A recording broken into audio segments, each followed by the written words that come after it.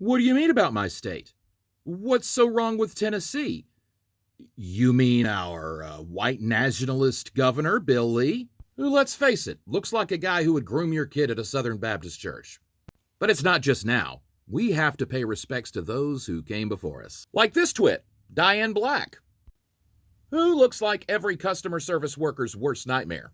Or Bob Corker, who looks like he could make a fine assortment of cookies and crackers in an oak tree outside your window.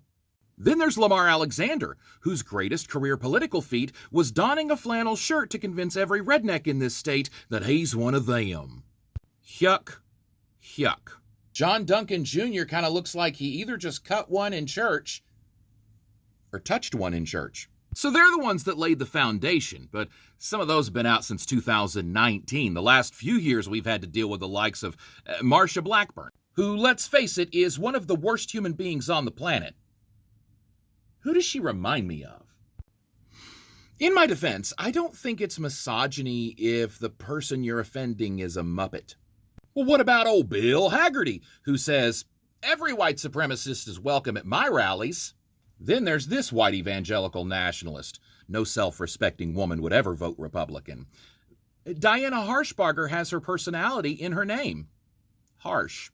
Then there's Traitor Against Our Nation, former Army Major and idiot doctor Mark Green. Not the good one from ER, that one died of a brain tumor. This dick's still alive. Why does he look like he needs to be shouting at Bobby Boucher? Then, of course, we've got David Kustoff from Memphis. God damn! What the fuck is wrong with this guy? What the hell is wrong with his face? Yeah, I'm sure that's ableist. I'll end up apologizing for that at some point. God damn.